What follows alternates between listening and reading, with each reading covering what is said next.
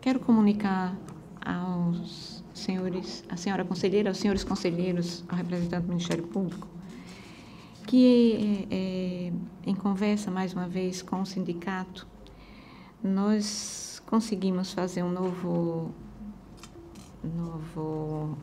vamos dizer assim, novo acordo, e o restante, que os 50% dos 3,29, que ficou apenas de fevereiro a julho, 3,29, não compreendia os 100%. Nós fizemos um novo estudo, um novo impacto, e entendemos que os 3,29 restantes será pago de fevereiro a julho de 2018. E eu estou passando essa informação logo agora, porque se não fizermos agora, não haverá tempo hábil de fazer o pagamento, porque nós temos que enviar um substitutivo à Assembleia para que seja levado a plenário para votação e deliberação dos deputados. Então, eu já comunico aos senhores, à senhora, e que dará um impacto de R$1.231.000. Então, este valor será pago de fevereiro a julho do próximo ano, que aí completará os 100% do que seria a reposição anterior.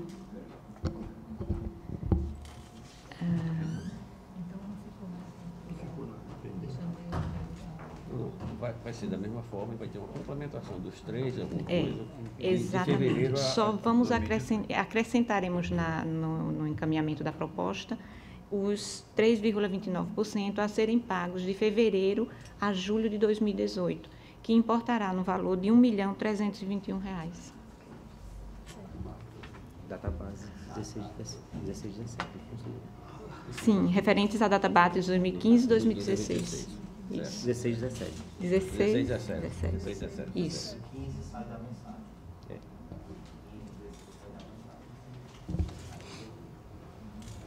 Entendido? Entendido.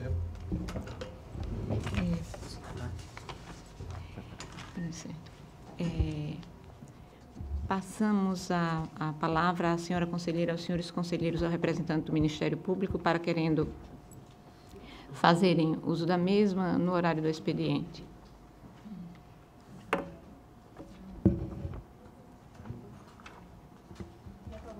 E a aprovação já não... Foi comunicado no começo da sessão, conselheira. Vamos votar agora a proposta de resolução do conselheiro Fernando Toledo. A resolução, por favor. Dispõe sobre as correções ordinárias e extraordinárias no âmbito do Tribunal de Contas do Estado de Alagoas. Conselheiro Otávio. De acordo. Conselheira Maria Cleide. De acordo, senhora presidente. Conselheiro Rodrigo. De acordo, presidente. Conselheiro... De acordo também, senhora presidente. Aprovado. Passando a ordem do dia para relatar, conselheiro Otávio. Senhora presidente, não tem pauta para o dia de hoje. Pela ordem, conselheira Maria Cleide. Senhora presidente, eu não tenho pauta para o dia de hoje. Conselheiro Fernando.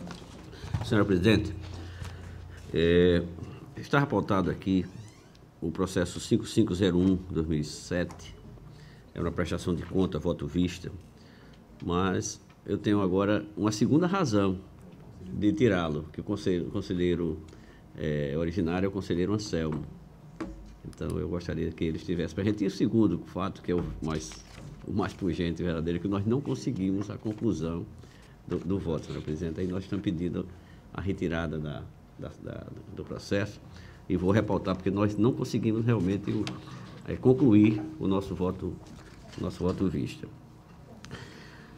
Senhora presidente, senhores conselheiros, eu tenho aqui um fato novo que eu gostaria de, antes de relatar, discutir com vossas excelências. Conselheiro, por gentileza, qual é o processo? É o 5501, senhora presidente. Isso eu estou solicitando retirada de pauta.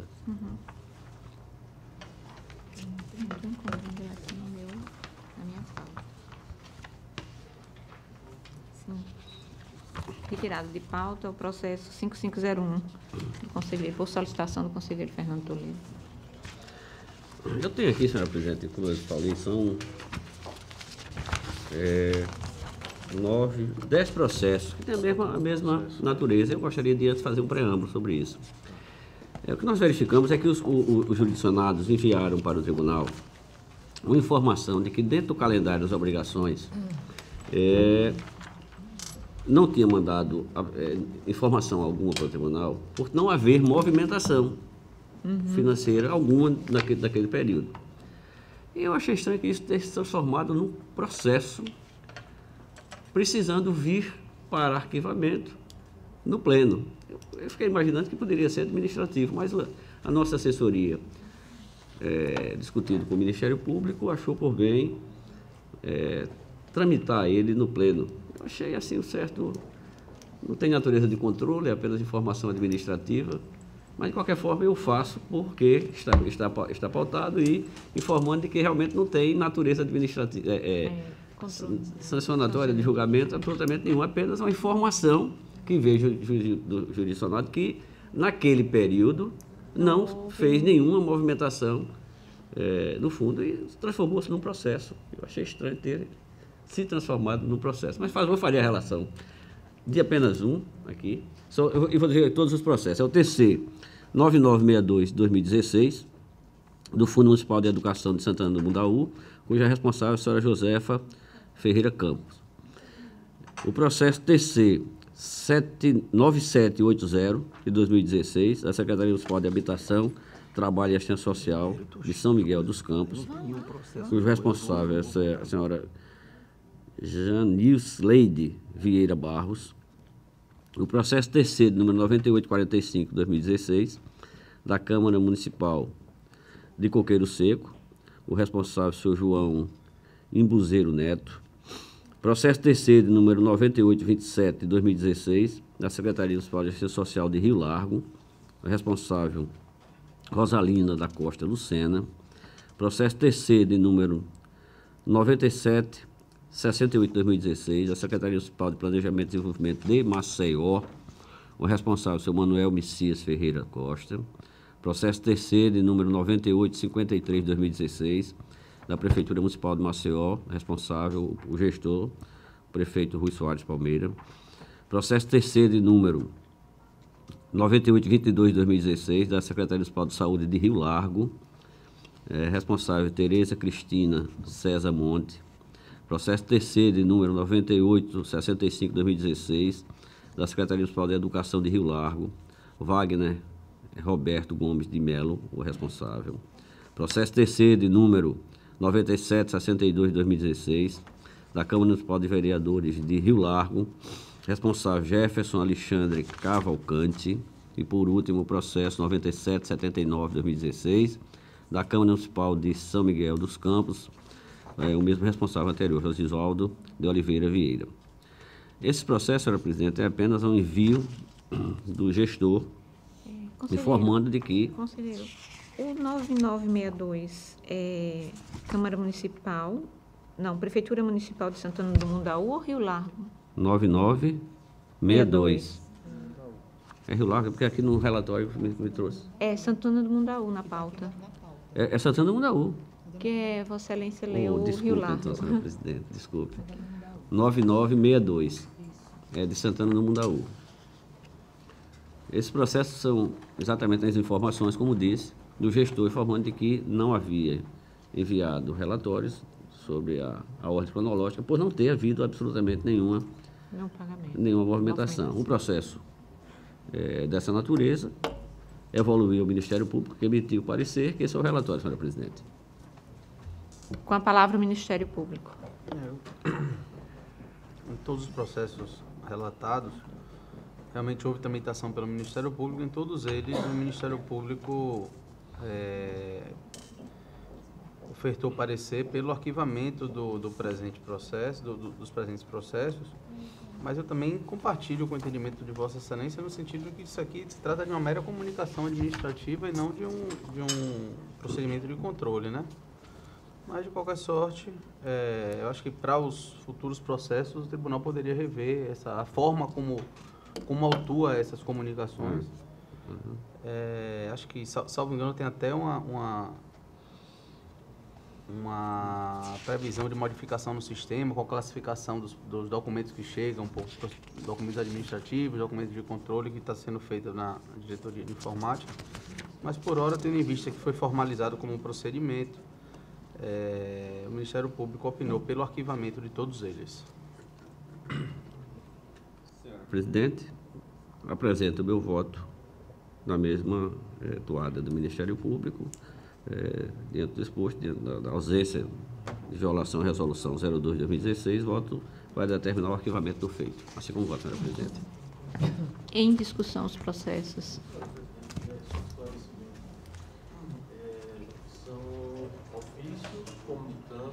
Tem diversas naturezas, tem ofício, tem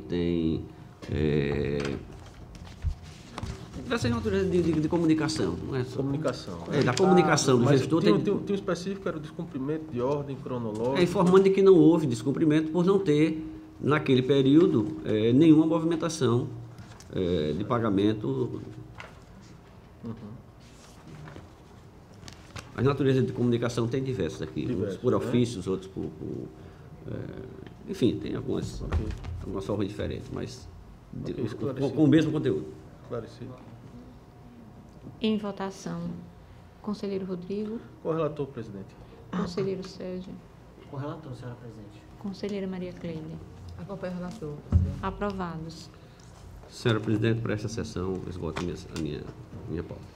Pela ordem, conselheiro Rodrigo. Senhora presidente, eu devia ter solicitado inicialmente, mas se puder, eu queria solicitar a inversão da ordem de Sim. pauta, tendo em vista que eu tenho mais 2 processos que precisam sofrer alguns ajustes. Mas se a senhora preferir, eu posso relatando, é relativamente longo esse processo, de repente os processos chegam e eu consigo concluir minha pauta para o dia de hoje. Fica a critério de Vossa Excelência. Se achar conveniente que faça a inversão e... Se não gerar nenhum prejuízo para o conselheiro Sérgio, eu Conselheiro, preferia. pode ser? Pode ser? Pois não, como é que é? Se não gerar nenhum tipo de Inversar, prejuízo para inverter Vossa a- Excelência. Não, não tem problema. Então, Então, para relatar, conselheiro Sérgio.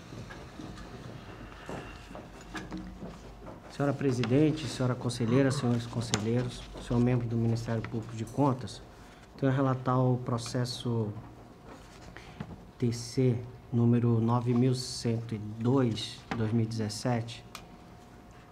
Trata-se de representação formulada pela empresa VCNet, provedora de internet limitada, em face do prefeito do município de Marechal Deodoro, senhor Cláudio Roberto Aires da Costa, acerca de supostas irregularidades no procedimento de licitação pregão, na modalidade pregão presencial número 29/2017. Em síntese, aduz o representante que a Prefeitura de Marechal Deodoro publicou edital de pregão número 29/2017, concessão pública de abertura marcada para ocorrer no dia 22 de julho de 2017, objetivando a contratação de empresa especializada em serviços de internet, cujo objeto seria idêntico ao do pregão número 36/2016, lançado em agosto de 2016, no qual a empresa denunciante sagrou-se vencedora. Alegou que o pregão 36/2016 ainda encontra-se válido e vigente, aguardando apenas a iniciativa da administração pública para prestação do serviço objeto da licitação. Afirmou ainda que o edital do pregão 29/2017 possui cláusulas que inviabilizam a competição das microempresas e empresas de pequeno porte, que não possuem condições econômicas e técnicas para atender às exigências constantes do item 13.9 do mencionado edital. Por fim, o representante pugnou pelo cancelamento do procedimento licitatório lançado no pregão 29/2017,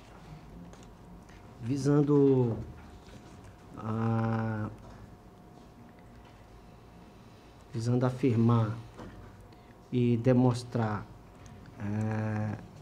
a sua denúncia, a sua representação, foi juntado os documentos de folha 8 a 25, que se constitui no contrato social da empresa VCNet, provedora de internet, ata da sessão pública do pregão 36/2016, a impugnação do edital do pregão 29 e notificação extrajudicial enviada à Prefeitura de Marechal Deodoro. Aqui, logo em seguida, eu trato da tramitação do processo nessa corte, que faço registrar que ele foi autuado em 22 de junho de 2017. Após eles foram encaminhados à presidência, que, observando o artigo 191, parágrafo 2º do Regimento Interno, se manifestou pela admissibilidade, vindo ao gabinete deste relator em 3 de julho de 2017 e dia 30 de agosto de 2017, após, em razão da minha convocação para responder pelas atividades do gabinete do conselheiro Cícero Amélio, verifiquei que faltava a manifestação do Parquê de Contas. Sendo assim, foi determinado o encaminhamento para o Ministério Público de Contas, para o respectivo parecer, retornando com a manifestação do Parquê em 25 de 10 de 2017.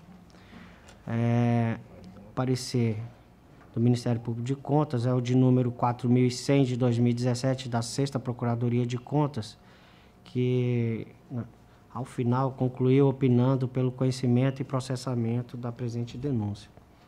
Esse é o breve relatório. Aqui, faço em seguida o registro da competência desta Corte para exame da matéria, e nos fundamentos eu assento que a representação, além de estar inserida na competência desta Corte de Contas,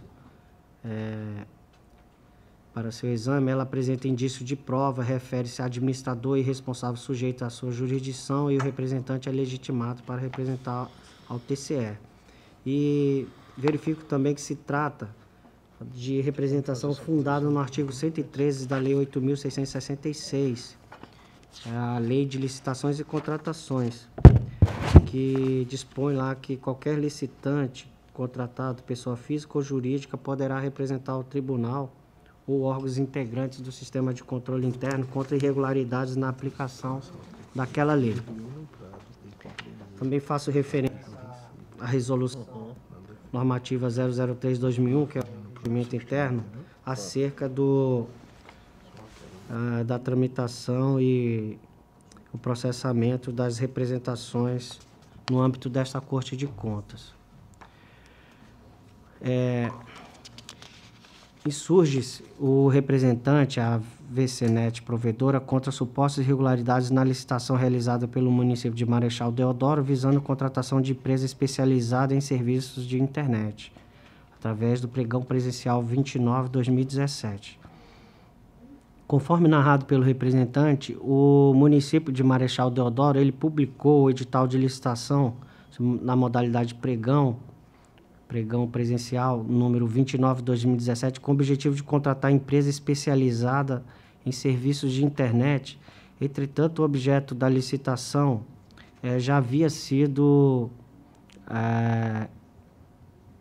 lançado por meio do pregão presencial 36/2016, ou seja, um ano antes. E a empresa que, ora representante, ela foi a que sagrou-se vencedora neste processo licitatório, nessa licitação, conforme ata de sessão pública que ela junta aos autos, as folhas 13 e 14. Ocorre que o município não adotou providências visando o início da execução do objeto do pregão 36/2016, aquele que ele lançou anteriormente.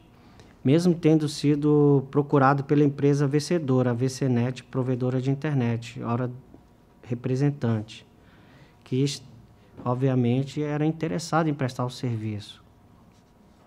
Dessa forma, mesmo com a licitação válida em que se aguardava apenas a iniciativa da administração municipal de Marechal Deodoro para dar início à execução dos serviços, decidiu a administração fazer uma nova licitação. Então, lançou o pregão 29, 2017, com o mesmo objeto, segundo o representante aqui, né, o denunciante. E então, ele lançou o pregão presencial número 29, 2017. Cumpre ainda esclarecer que, após a proclamação do resultado final da licitação, a administração de Marechal Deodoro, ela não está obrigada, né, a celebrar o contrato. Entretanto, caso ela decida por contratar aqueles serviços em que estavam previstos no objeto daquele processo licitatório, ela só poderá fazê-la com o vencedor da licitação. Então, nesse sentido, assim, que eu verifiquei, a doutrina, o entendimento dela é nesse sentido aí. Então, eu fiz aqui um grifo do ensinamento aqui do Dr. José Santos de Carvalho Filho, que ele diz: se a administração concluir no sentido de ser executada a obra ou serviço ou consumada a compra e de ser firmado o contrato, é reconhecido em favor do vencedor o direito subjetivo à preferência na contratação, como efeito básico do ato de resultado final oriundo da comissão licitatória. Portanto, ele acrescenta que a impossibilidade de ser realizada nova licitação enquanto eficaz o ato de resultado final da primeira.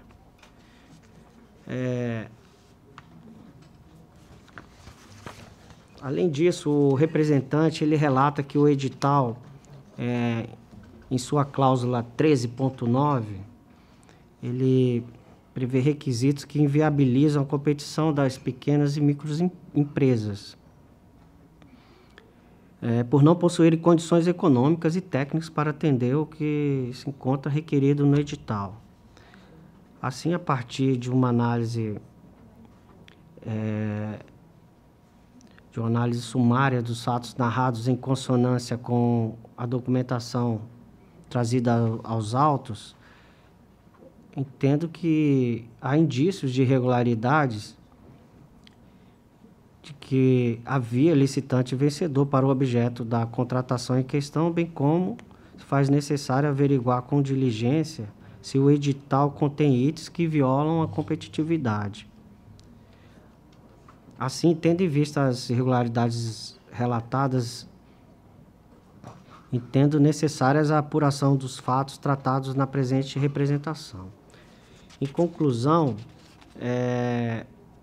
verifico que estão presentes os requisitos, tanto na lei orgânica quanto no regimento interno para a admissibilidade da representação, e que este Tribunal Pleno, no uso das suas atribuições constitucionais, legais e regimentais, decida por conhecer da presente representação e determinar a DEFAFON que sejam adotadas as providências para apuração imediata dos fatos apontados irregulares no presente processo, determinando também, antecipando até alguma diligência da Diretoria de Fiscalização dessa Corte de Contas, determinar que o prefeito de Marechal Deodoro, no prazo de 15 dias, encaminha a esta Corte de Contas o cópia integral do procedimento licitatório consistente nos pregões 29/2017 e 36/2016, e apresente querendo manifestação acerca das supostas irregularidades tratadas nos autos, bem como apresente informações e esclarecimentos que entender necessárias à instrução processual. Por fim, da ciência da remessa, da Ciência com remessa de cópia dessa decisão ao senhor Cláudio Roberto Aires da Costa, prefeito do município de Marechal Deodoro. Este é o voto, senhora presidente. Com a palavra o Ministério Público. Senhora presidente, o Ministério Público se manifestou nos autos por intermédio do parecer 4100/2017, no qual entendeu estarem presentes os requisitos para o processamento da presente denúncia, e que, diante dos indícios de irregularidades, seja feita o processamento e que, após a instrução do processo, os autos voltem ao MP para a manifestação final de mérito. Em discussão o processo. Em votação. Conselheira Maria Cleide. Acompanha o relator, senhora presidente. Conselheiro Fernando. Com o relator, senhora presidente. Conselheiro Rodrigo. Com o relator, presidente. Aprovado. Senhora presidente, tenho agora a relatar o processo TC número 13.875/2015. Trata-se também de representação, aqui agora proposta pelo Ministério Público de Contas, que se prestou a relatar suposta situação de inadimplência do município de São José da Tapera, relativa à mora no pagamento de contas de energia elétrica, no período de 2009 a 2010 e de 2009 a 2015. Porque vem o primeiro período, 2009 a 2010, depois 2011 e de 2011 a 2015, perante a Eletrobras Distribuição Alagoas, da qual decorreu imputação de juros, multa e correção monetária, no montante aproximado de R$ 527.117 para o referido município, sob responsabilidade do gestor Jarbas Pereira Ricardo. A representação tem origem num expediente da Eletrobras, a Distribuição Alagoas, mediante o qual informa acerca de descumprimento de um pagamento de contas de energia elétrica por parte de diversos municípios do estado de Alagoas, inclusive o município em epígrafe, e solicita a adoção de medidas pelo Ministério Público de Contas visando compelir os municípios devedores ao cumprimento das normas financeiras orçamentárias e do princípio da moralidade. De acordo com o representante, os documentos carregados aos autos demonstram a existência de indícios de dano ao erário consubstanciado na incidência de multas e juros de mora relativos ao inadimplemento no pagamento de contas de energia elétrica devida pela municipalidade.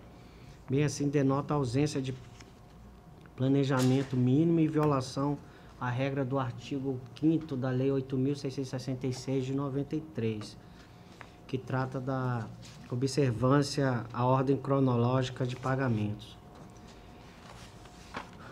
Defende ainda o representante que, não obstante os acordos de parcelamento firmados pelo município com a Eletrobras englobarem faturas vencidas nos exercícios 2009 e 2010, cuja relatoria é atribuída ao conselheiro Cícero Amélio, a quem eu, nesta oportunidade, estou substituindo em razão de convocação pela Portaria 241/2017, publicada no Diário Oficial do dia 30 de agosto de 2017. Ele informa ainda, o representante, que em 2011 a relatoria caberia ao conselheiro Fernando Toledo. E de 2011 a 2015, a relatoria dos conselheiros Fernando Toledo, Anselmo Brito e o conselheiro Rodrigo Cavalcante também. Portanto, o período de inadimplência compreende aqui cerca de 4 relatorias distintas, né? Aí, o Ministério Público, acerca dessa situação, ele ainda assenta que essa situação de inadimplência determinada foi determinada pelo mesmo gestor, razão pela qual entende o Ministério Público que a primeira relatoria deve absorver as demais competências, as demais relatorias, haja vista a ocorrência do fenômeno da conexão, sobretudo em razão dos 3 primeiros biênios estarem englobados por um único termo de parcelamento. Ao final, o Ministério Público de Contas, ele pugna pelo conhecimento e distribuição do feito, submissão ao Pleno para determinação e apuração dos fatos, realização de diligências que ele relaciona no item 3 da sua representação, e também ele pugna pela citação do gestor para apresentação de defesa e, ao final, vista a auditoria e ao Ministério Público de Contas, novamente, para nova manifestação. Nessa corte aqui, eu trato da tramitação, ela foi autuada em 4 de dezembro de 2015, essa representação, e os autos foram conduzidos à presidência somente em 27 de setembro de 2016. E daí, na oportunidade, foram admitidos, houve o exame prévio de admissão e, posteriormente, caminhou ao gabinete do conselheiro à época, em 28 de setembro de 2016, por meio de despachos à folha 72. Novamente, faço o registro da competência para o exame e trago a questão preliminar no que se refere à competência deste relator para a relatoria do feito, a despeito dos fatos abrangerem períodos e relatorias distintos. Trata-se de situação continuada, quer dizer, são acordos sucessivos causados, pelo mesmo gestor nas legislaturas 2000, nos exercícios, da 2009 a 2012, depois de 2013 a 2016. Na verdade, é o período do mandato do gestor. E em face do mesmo credor, que é a Eletrobras, porque em virtude da incidência do Instituto da Conexão, e aqui eu faço referência também à disposição do novo Código de Processo Civil, lá o artigo 55 caput, parágrafo 3º, que fala da questão das matérias conexas, Mas o nosso regimento interno também trata desse tema no artigo 45, mas para evitar eventual contradição entre julgados, impõe-se a análise por único relator, Então, assim, considerando-se este juízo prevento, uma vez que o competente para o julgamento do primeiro biênio apontado aqui na representação, que é 2009 e 2010, entendo que seja deste conselheiro substituto a competência para relatar estes autos, em observância à regra do artigo 45, a que fiz referência anteriormente, o artigo 45 do regimento interno, que aqui eu faço até a reprodução dele. Então, tem essa questão preliminar, senhora presidente, que eu submeto à senhora para que a senhora delibere sobre o que esse tribunal pleno deve fazer. Para a deliberação de Vossas Excelências a respeito da questão suscitada pelo conselheiro Sérgio em seu voto. Conselheira Maria Cleide.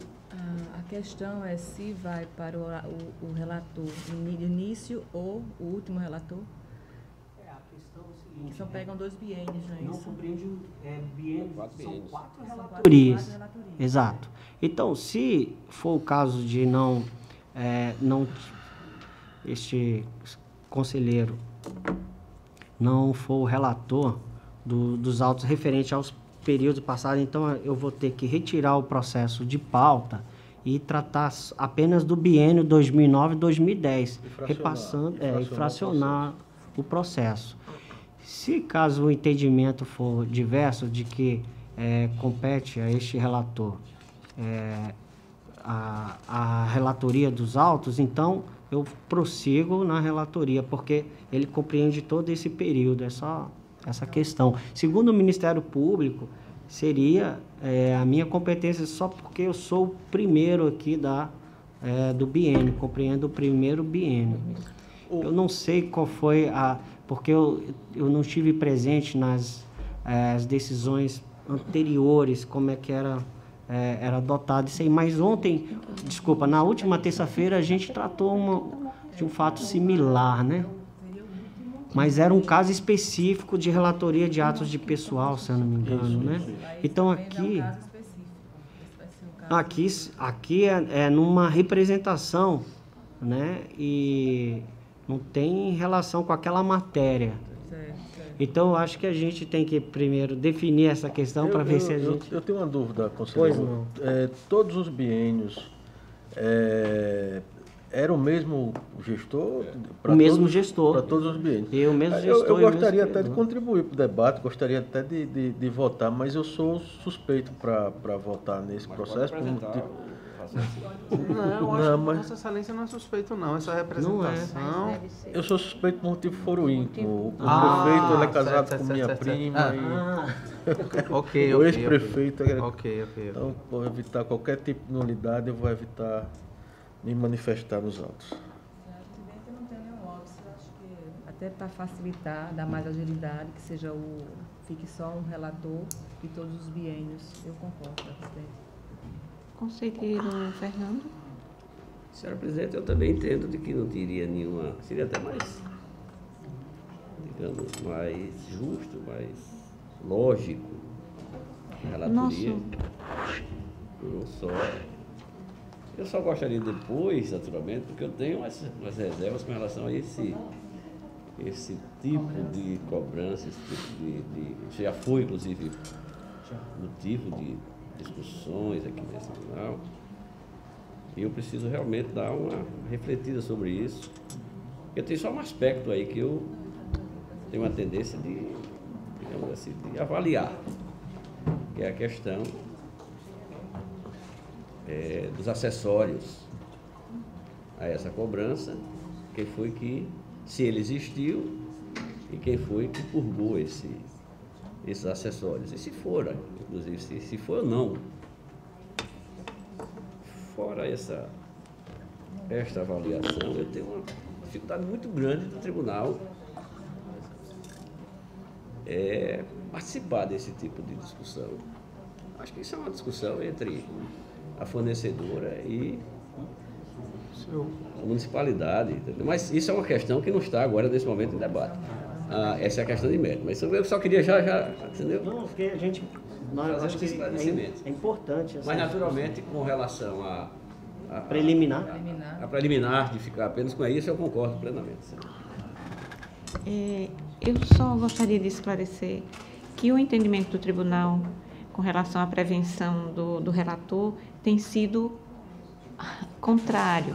O último é quem tem a prevenção sobre o feito. E tomando a posição diferente nesse momento, estaremos trazendo um novo entendimento de que a prevenção se dará pelo último a tomar conhecimento. Presidente, se me permite... Ao contrário, pelo primeiro a tomar conhecimento da matéria de que está sendo conexos, que está havendo essa conexão, não é isso? Eu entendo que nem conhecimento, mas é que é pelo biênio, né? Aquele que, digamos, que o ato refere-se à prática, o início da prática do ato. Sim. Refere-se ao biênio daquele relator. Então, isso, que seria o primeiro, que seria Vossa Excelência. Isso. E que o tribunal tem o entendimento de que seria o último. Então, e que nós entendemos, eu acho que seria o momento, já que conselheira Maria Cleide e conselheiro Fernando se manifesta no sentido de que Vossa Excelência será realmente Senhora Presidente, deixa eu apenas Presidente, se me permite, sem querer gerar nulidade para o processo, mas é uma questão pontual que transcende o processo em si. Sim. Mas essa regra daí é aquela regra do contrato, né? Da análise de contrato. E nesse caso, se trata de um contrato de prestação de serviço, execução de um contrato de prestação de serviço público de fornecimento de energia elétrica. Então, está não naquela regra da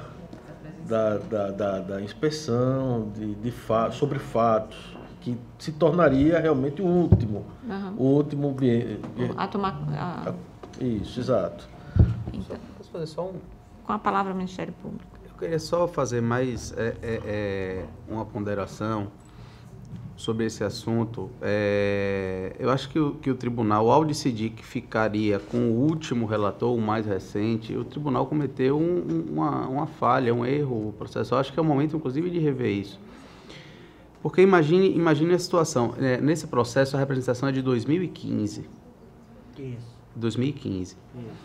Ao fazer vamos fazer o raciocínio no sentido de que se defina, como o tribunal vinha decidindo, que seria o último relator, né, que seria do biênio 2015-2016, que fosse o responsável pelo processo e não o conselheiro Sérgio. Nós já estamos em 2017, entrando para 2018. Ao fazer a inspeção ou a instrução processual, caso se verifique que essa mesma situação de atraso em contas e, eventualmente, pagamento de multas ou juros ocorreu também em 2017, o que vai fazer o relator? Encaminhar para o relator do outro biênio? Isso vai ficar indefinidamente o processo modificando o relator em razão da extensão do processo do período de apuração. Caso se fixe que foi o primeiro, né, e que todos os atos subsequentes, eles, na linha daquele raciocínio que a gente fez no processo do conselheiro Otávio, até o encerramento desse processo, todo atraso e, eventualmente, pagamento de multas e juros, que aí sim seria um prejuízo à municipalidade, todos esses atos eles deveriam ser puxados e atraídos para esse processo. E não o processo ficar mudando de relator de acordo com o que seja detectado ao longo da instrução. Por isso que o Ministério Público já vinha, né, adotando esse posicionamento. Inclusive, em 2015, a procuradora doutora Estela, ao fazer a representação, ela defende que o conselheiro, apesar de haver esse mesmo fato em exercícios subsequentes, que seja o relator do primeiro biênio, 2009, 2010, que seja o responsável pela apuração e pelo processamento de todo o feito. Mas como foi colocado pelo conselheiro Rodrigo nessa última sessão que houve essa discussão, seriam casos específicos, no caso foi esse contrato do conselheiro Otávio. Exato, o tribunal ele tem duas regras. Naquele caso específico, aquele contrato. Duas regras decididas pelo plenário. Quando se tratar de análise de contrato, seria o relator do contrato, né, do biênio da celebração do contrato. Quando se tratasse de fatos ao longo do tempo, seria o relator. Exato. Talvez, senhora presidente, assim, seria o caso de cada caso concreto que vier ao pleno, a gente poder deliberar no momento, porque dependendo da situação, aí fica, até porque fica mais fácil para se decidir. Nesse caso específico, pode haver mais de um contrato de biênios diferentes. Porque o contrato, nesses casos, eu tenho quase certeza que ele é firmado anualmente, é firmado um contrato de prestação de serviço. Não, é um contrato de prestação continuada, né? Eu acredito que ele não é renovado anualmente. Por isso que é uma situação específica. Eu vejo, inclusive, com algumas peculiaridades essa situação aí, neste caso específico.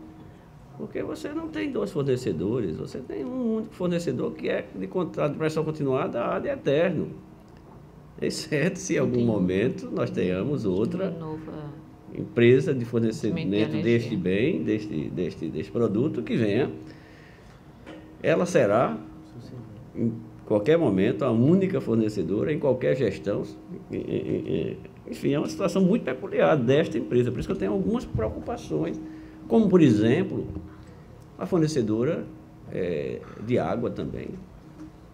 Quando não é instrumento próprio do município, é o único fornecedor do Estado que fornece através da sua companhia de abastecimento. Então, são algumas peculiaridades de contrato que eu tenho, assim, mas... Então, mas com relação ao processo relatado pelo conselheiro, decidido que o conselheiro Sérgio será o relator e, portanto... Posso prosseguir? Sim. Ok.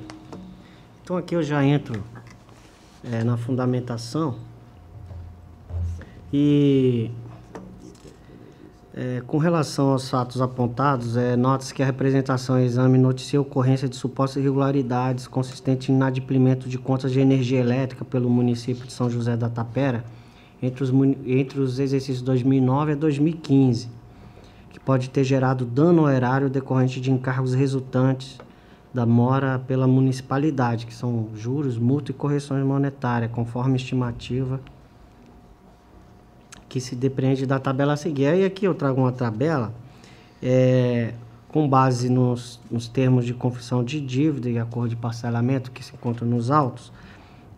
O primeiro deles, o 15.386/2010, que compreende o período 2009 e 2010, tem o valor das faturas vencidas de R$ 514.860,16 e juros de R$ 266.610,84, totalizando R$ 781.471. Então, o termo de confissão de dívida aqui para esse período é R$ 781.471. Em 2011, apenas o exercício 2011, tem valor de faturas vencidas R$ 602.692,19, compreendendo juros de R$ 256.692,30, totalizando R$ 859.131,49. E as faturas vencidas no período 2011 a 2015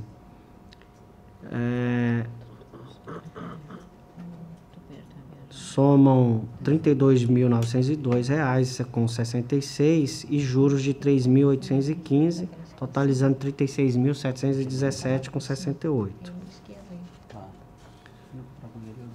De fato, o pagamento de juros e multa por atraso em faturas de energia elétrica não contempladas pelo orçamento e desprovidas de caráter público e amparo legal configura violação aos princípios da legalidade, moralidade e eficiência estabelecidos na Constituição, seu artigo 37, bem como deixa de observar regras para a execução da despesa pública prevista no artigo 4, combinado com o artigo 12, parágrafo 1º da Lei 4.320 de 64. E aqui eu faço a reprodução dessas normas e também faço constar referência às decisões de número 1506/2011 e 132/2014, ambas decisões exaradas em processo, uma de tomada de conta especial, outra de processo de prestação de contas de administrador, lá do Tribunal de Contas do Estado de Santa Catarina, em que aquela corte considerou que essa situação caracteriza dano ao erário, devendo ser objeto de imputação de débito. Então, no entendimento daquela corte, esse tipo de despesa gerada com o atraso no pagamento das contas de energia elétrica, ele incorre em dano ao erário e que deve ser o responsável ser imputado o débito a ele. Bem, continuando, acentua ainda que além de não atender ao interesse público, o não pagamento das contas de energia elétrica pelo gestor municipal causa prejuízo financeiro às concessionárias de serviço público e à sua clientela, podendo ensejar graves danos à população e resultante, por exemplo, de corte no fornecimento de energia elétrica. Além do mais, assim, sabemos que essas grandes companhias, elas, abrindo um parênteses aqui, não está registrado isso aqui no meu voto, mas eu queria abrir um parênteses e dizer que essas companhias, grandes companhias, não só de energia elétrica, elas têm até departamento que analisam isso, os custos dela, quando existe a inadimplência, ela inclui no custo essa inadimplência. Então, isso aí, de certa forma, é repassado para o valor do serviço, no caso aqui, como se trata de energia elétrica, é repassado o custo do serviço. E aí, isso aí é distribuído em toda a sua clientela, todos os seus clientes, acabando quem paga isso é o consumidor. Ela, de fato, ela não tem um prejuízo imediato sobre isso, porque ela distribui esse custo desse prejuízo da inadimplência, assim como é o condomínio. Um condomínio nosso que nós moramos, se tiver inadimplente, quem está pagando são os outros condôminos que são adimplentes. Né? Aquele lá que não está pagando, ele, nesse momento, não está tendo prejuízo. Né? Então, essa diferença, ela é distribuída. E quando o inadimplente paga essas contas em atraso, digamos assim, com juros e multas, né? Isso aí já acaba sendo, digamos assim, um lucro, né, a mais para a concessionária que ela não teria se fosse pago naquela data que estava previsto o pagamento. Então, esse tipo de atitude causa um prejuízo à municipalidade toda, a todos os consumidores em geral, né? Não só a empresa. Bem, mas continuando, nessa esteira, a responsabilidade objetiva atribuída pela Constituição às pessoas jurídicas de direito público, no caso de danos a terceiro, atrai para aquelas a responsabilização pelo descumprimento de suas obrigações, impondo-lhes o dever de ressarcir os cofres públicos, os valores das multas e demais encargos incorridos pelo atraso no atendimento de despesas para as quais o respectivo orçamento não prevê recursos necessários.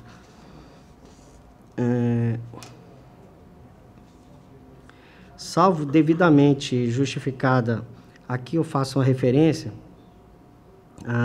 também a um processo daquela corte catarinense que eu fiz referência. E aí eu faço constar que salvo, diz lá naquele processo, devidamente justificada e caracterizada a incapacidade ou comprometimento financeiro da entidade devedora que impossibilitar a quitação tempestiva dos débitos sem acarretar outros prejuízos, os ordenadores de despesas que deram motivo ou deram causa ao atraso poderão responder pelos prejuízos causados à entidade. No caso, os documentos trazidos aos autos, notadamente os termos de confissão de dívida e acordo de parcelamento celebrados entre o município de São José da Tapera e a Eletrobras, demonstram a situação de inadimplência que se encontrava aquela municipalidade à época de sua assinatura. Assim, uma vez evidenciado que o município de São José da Tapera tem arcado com as despesas decorrentes de mora no pagamento de contas de energia elétrica no período de 2009 a 2015, na ocasião da quitação dos acordos celebrados, tal ato ensejará a responsabilização daquele que deu causa, né, do responsável. Assim,